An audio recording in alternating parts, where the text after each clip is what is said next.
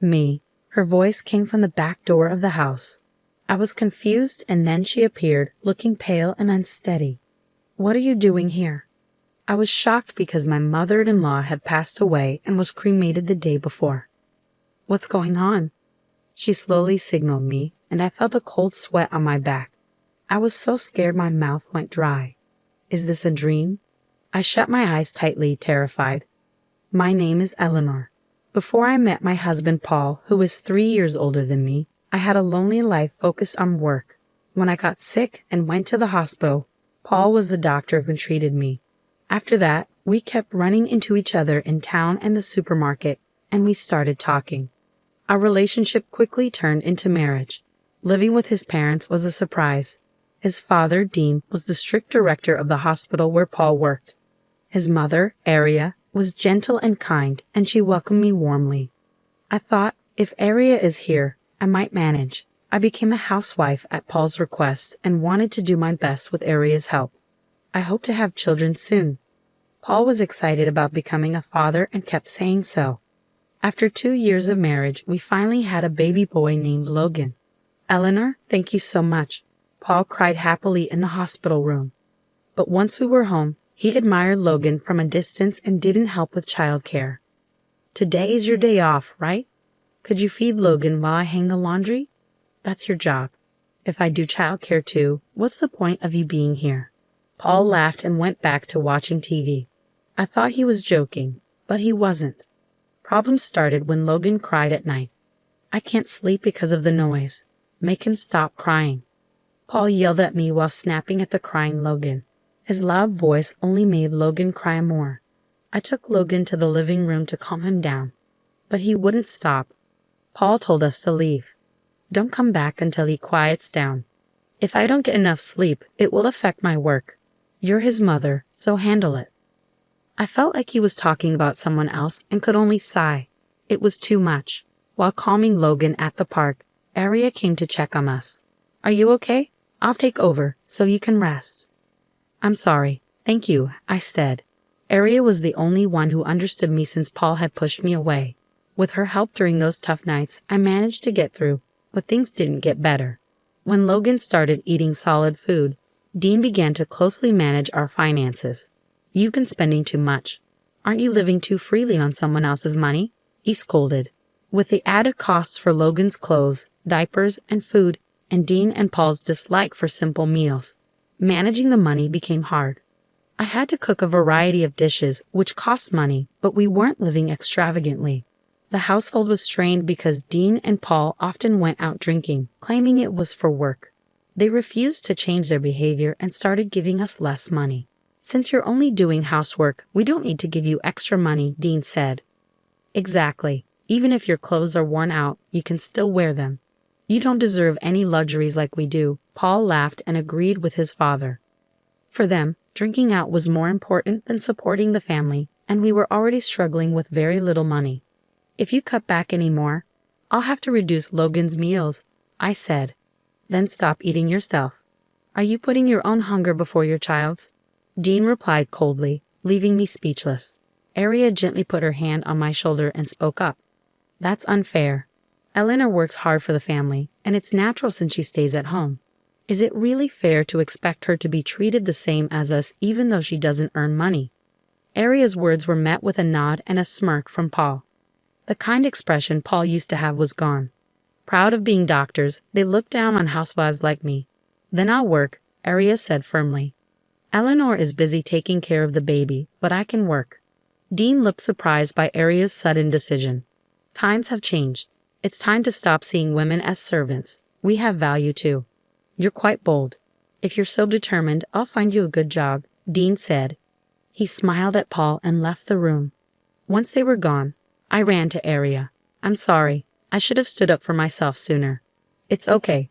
I've had enough too. I don't want to see you and Logan suffer anymore." Aria was truly amazing, and I promised myself I would become as strong as she was. Early the next morning, Paul woke me up and took me to Aria's room.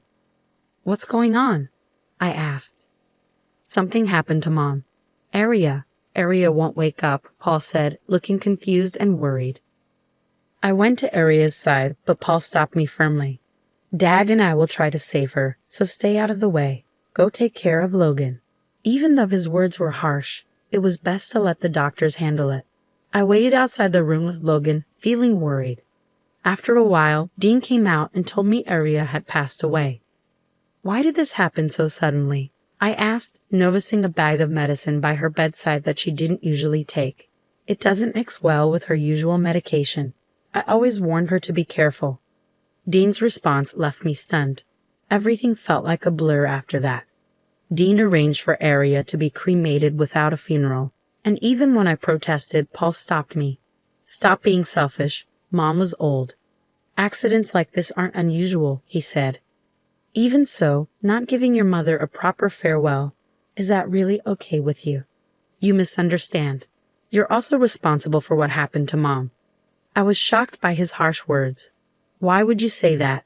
You made her handle all the housework and childcare. That must have added to her stress. I was too stunned to do anything. Paul, unusually, took out the trash while I was in shock. Dean quickly handled the arrangements and I couldn't properly say goodbye to Aria. I wasn't even allowed to attend the cremation. Dean did it alone. From now on, you'll do all the housework. No more slacking off. Dean's cold words hurt my grieving heart. The day after the cremation, I was still feeling down. But Paul and Dean were cheerfully discussing going to the insurance company. Dad took out life insurance on Mom. We're going to check on it, so make sure you do the housework properly today. Once we know how much we'll get, let's have a big meal tonight. Ignoring their insensitive talk, I kept doing my chores alone. About an hour later, I heard a noise at the back door. Please help me. I heard Aria's voice. Even though she was supposed to be dead, I thought I might be imagining things. I went to check and found Aria standing there. What? How? I was so shocked I couldn't speak. Aria had been cremated the day before. Who was this? Chills ran down my spine as I wondered. Come here. Aria saw me and motioned for me to come closer. My legs were shaking, but I walked towards her slowly. Aria? She confirmed that Paul and the others weren't around and nodded. I have to tell you something. Please listen. The warmth of her hand gripping mine proved she was really alive. What she revealed next was horrifying. After hearing her story, I felt a deep, intense anger. Don't worry, I'll help too. This is unforgivable. Aria left to hide again, and as I watched her go, I vowed to get revenge on Paul and Dean. A few days later, the insurance agent was scheduled to come to our house, so my father-in-law and husband took the day off to wait at home. As I grew more annoyed by their cheerful behavior, my father-in-law approached me. You're still eating because of Aria's insurance money. Shouldn't you be more grateful? That's not true. I'm not happy about this at all. Women who rely only on others never appreciate money, he said with a derisive laugh, then plopped down on the sofa. Paul sat beside him, smirking. Then the intercom rang. Oh, they're here. When they went to the door, they froze in shock. What? Why are you here? My husband, pale and trembling, pointed at the person in surprise. It wasn't the insurance agent, but my mother-in-law. I came back because I had unfinished business. Next to her was a man in a suit with a lawyer's badge. That's impossible. I checked her pulse. It had stopped. Paul stammered, clearly flustered. It made sense now. She had been cremated and Paul had even collected her ashes. My mother-in-law then turned to Paul and my father-in-law and spoke quietly. You switched my regular medicine, didn't you? I noticed something was wrong right away. She began to tell the real story behind what happened. It was my father-in-law who had swapped her usual medicine with something else before she went to bed. I haven't forgotten how you laughed while I was suffering, she said. Stammering, my father-in-law tried to deny it. I don't know anything about that. It's all lies. As my mother-in-law pressed him, he backed away, overwhelmed. We had a cremation ceremony. Why are you here? Maybe God saved me that night. My heart did stop after your final check. I was taken to the funeral home, and miraculously, I woke up. You must have adjusted the dose so you could deny it if the police investigated. That's why I barely survived. Just before being cremated, I made noise inside the coffin and was found by the funeral home staff. Knowing you were behind it, I decided to hide temporarily. The funeral director, an old friend, helped me stage the ceremony. Thanks to their help, you were deceived.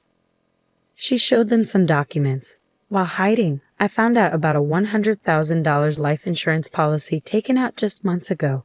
I didn't know about it before. It was your policy with you as the beneficiary.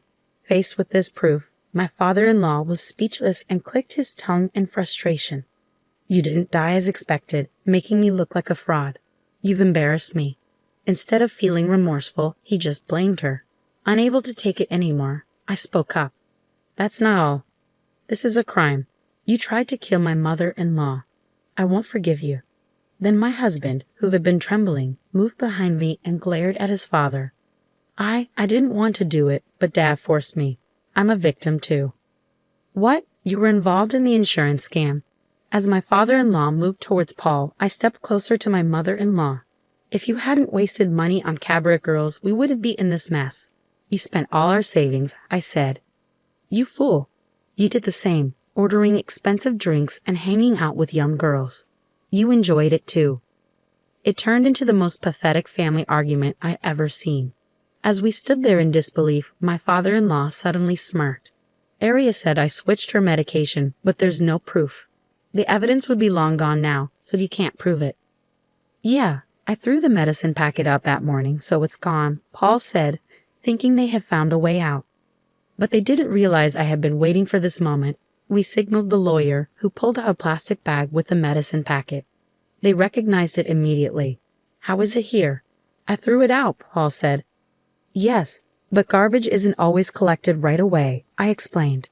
Paul, who never did housework, didn't know that trash collection schedules vary. He threw it out with the burnable trash. But that day was for recyclable trash, so our bag was left behind. I retrieved the packet the day after the cremation and gave it to the lawyer. Fingerprints from both of you were found on it, proving the switch. Hearing this, my father-in-law collapsed in shock. Paul, tearful, clung to my feet. Listen, Dad's target was you, not Mom. And you're younger and do housework, right?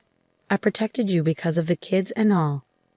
Maybe he said this hoping for forgiveness, but I was furious. So you tried to kill your own mother and expect me to be grateful. I'm your savior. Without saying more, I called the police. Please don't. I needed the money because I was tricked by a woman. Dad did it too. We had to do this to protect the family. How could I sympathize with someone who tried to kill Aria over something so trivial? I despise you. The police arrived shortly after, and the two were taken away. As the tension eased, we broke down in tears. Later, they were found guilty and sentenced to a long time in prison. Besides the insurance fraud, they had falsified medical reports for money, all to impress cabaret girls. It was pathetic. My mother-in-law and I claimed $30,000 each in damages, which they reluctantly paid. We used the money to move to a new place and start fresh with our son, Logan. We're focusing all our love on raising him to value family over money. How is this story? Don't forget to subscribe to the channel. See you in the next video.